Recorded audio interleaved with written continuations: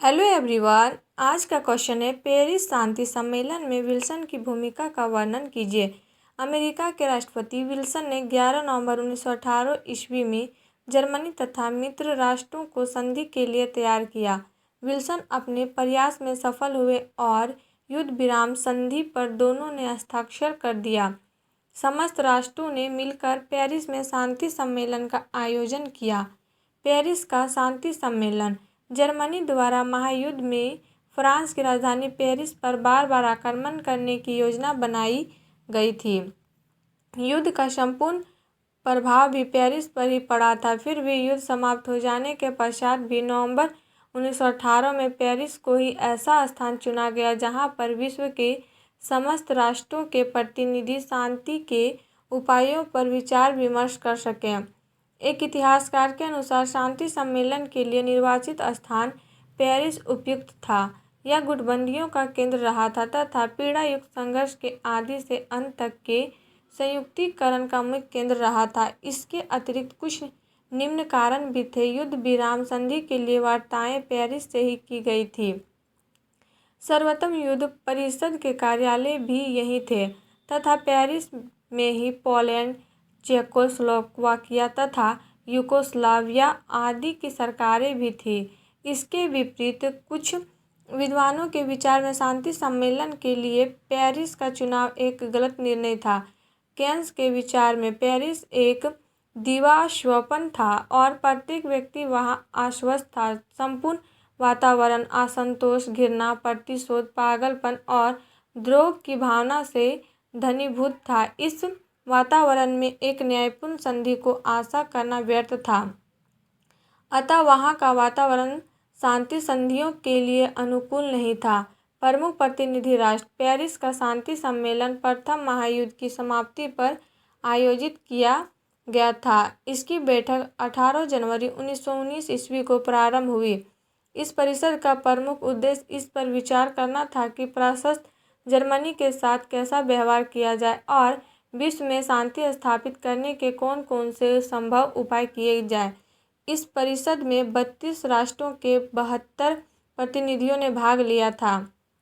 प्रमुख रूप से अमेरिका के राष्ट्रपति वुडरो विल्सन एवं लेंसिंग, इंग्लैंड के लॉर्ड जॉर्ज और वॉल्फोर, फ्रांस के क्लीमेंसो तथा फांच, इटली के ऑरलैंडो, जापान के सेओंजी ने भाग लिया। इसके अतिरिक्त विभिन्न देशों के सैकड़ों मंत्री, पत्र प्रतिनिधि आदि भी इसमें सम्मिलित हुए थे।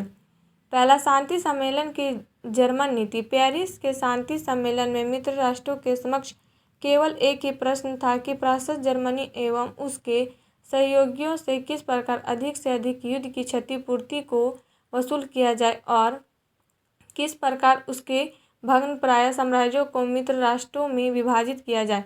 शांति सम्मेलन में ही एक सर्वोच्च शांति समिति का निर्माण किया गया था जिसके सदस्य थे अमेरिका के राष्ट्रपति विल्सन, ब्रिटिश प्रधानमंत्री लॉर्ड जॉर्ज, फ्रांस के प्रधानमंत्री क्लीमेंसो तथा इटली के प्रधानमंत्री ऑरलैंडो। इस संबंध में जैक्सन का मत है कि संसार के भाग्य का निपटारा पूर्णतः इन महापुरुषों के हाथों में ही था।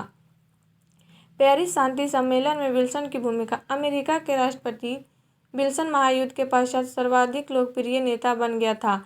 जहां इसने युद्ध को जीतने में निर्णायक भूमिका निभाई थी, वहां इसने अपने आदर्शवादी सिद्धांतों के आधार पर युद्ध विराम के भी प्रयत्न किए थे। युद्ध पीड़ित राष्ट्रों के लिए उसने शांति के अग्रदूत का काम किया था।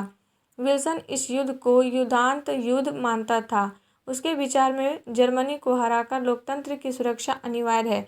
उसने नए संसार के निर्माण के आश्वासन के साथ साथ यह घोषणा की कि संधि की शर्तों के अनुसार किसी भी राष्ट्र को उसकी इच्छा बिना किसी अन्य राष्ट्र के साथ नहीं मिलाया जाएगा तथा उससे क्षतिपूर्ति की कोई रकम दंड के रूप में नहीं मांगी जाएगी। विल्सन शांति एवं न्याय की स्थापना करना चाहता था। महान आदर्शवादी विल्सन राष्ट्र संघ की स्थापना भी करना चाहता था तथा आत्म निर्णय के सिद्धांत को मान्यता देना चाहता था। उसने अपने आदर्शवाद की व्याख्या 1918 में कांग्रेस में दिए गए भाषण में की थी तथा 14 सूत्री कार्यक्रम का प्रतिपादन किया। 11 जनवरी 1918 को कांग्रेस के सामने उसने अपने चारों सिद्धांतों का प्रतिपादन किया। 27 सितंबर को न्यूयॉर्क में भाषण करते हुए उसने 5 व्याख्याओं की स्थापना की। इन सभी में विल्सन ने प्रजातंत्र, राष्ट्रसंघ के सिद्धांत, राष्ट्रवाद तथा आत्मनिर्णय के सिद्धांत पर जोर दिया था ताकि विश्व में अस्थायी शांति की स्थापना हो सके। शांति का मसीहा तथा प्लेटो का दार्शनिक राजा अपने देश की वैधानिक परंपरा को तोड़कर असीमित उत्तरदायित्व लेकर शांति सम्मेलन में भाग लेने के लिए अमेरिका से यूरोप गया था। विजित एवं विजेता सभी उससे आशा रखते थे तथा उसका बहुत सम्मान करते थे। वह जहाँ भी जाता जनता उमड़ पड़ती थी और भव्य स्वागत करती थी। लंदन एवं रोम के पश्चात विल्सन जब पेरिस पहुंचा तब उसे देखकर वहां की जनता भाव विह्वल हो गई। विल्सन का विश्वास था कि मानव जाति की रक्षा और उद्धार राष्ट्र संघ की स्थापना से हो सकता है। इस कारण विल्सन इसे शांति संधियों का अभिन्न एवं अनिवार्य अंग बना देना चाहता था। सभी राष्ट्र उसे स्वीकारे, इसके लिए वह सब कुछ त्यागने के लिए तैयार था। पाल बर्सल के अनुसार क्षतिपूर्ति की समस्या के अतिरिक्त इन सभी प्रश्नों पर ब्रिटेन, फ्रांस एवं जापान विल्सन से राष्ट्रसंघ के नाम पर प्रायः अपनी अधिकांश बातें मनवाने में सफल हुए। विल्सन का प्रभाव। विल्सन के प्रभाव के संबंध में विद्वानों का विचार है कि पेरिस सम्मेलन में यदि पराजितों के साथ थोड़ी नरमी बरती गई तो वह विल्सन के कारण ही, अन्यथा क्लीमेंसो एवं ऑरलैंडो कठोर शर्तों के समर्थक थे। विल्सन ही उनकी असीम आकांक्षाओं पर अंकुश लगाता रहा। यदि विल्सन ना होता तो फ्रांस संभवतः जर्मनी का चिन्ह ही मिटा देता। आगे भी विल्सन यदि वाशिंगटन में रहकर अमेरिकी प्रतिनिधियों को आदेश देता रहता तो संभव था कि वह सम्मेलन के निर्णयों पर अधिक प्रभाव डालता। इस सम्मेलन में अनेक समझौतों एवं संधियों पर हस्ताक्षर किए गए थे। इनमें सबसे ज़्यादा महत्वपूर्ण वार्साय की संधि है, जो जर्मनी के साथ हुई थी। इस संधि का अमेरिकी सीनेट ने पुष्टिकरण नहीं किया। इस कारण विल्सन के प्रयास सफल नहीं हुए। साथ ही नवंबर 1918 ईस्वी अमेरिकी कांग्रेस का चुनाव हुआ था, जिसमें विल्सन की डेमोक्रेटिक पार्टी को बहुमत प्राप्त नहीं हुआ था। अंततः कहा जा सकता है कि विल्सन एक आदर्शवादी राष्ट्रपति था तथा राजनीति के छल प्रपंचों एवं कूटनीतिज्ञों से बिल्कुल अनभिज्ञ, शांति का मसीहा तथा मानव जाति को नई व्यवस्था देने वाला पैगंबर था। और आप लोग को वीडियो अच्छी लगी तो please like and subscribe my YouTube channel and share जरूर करें।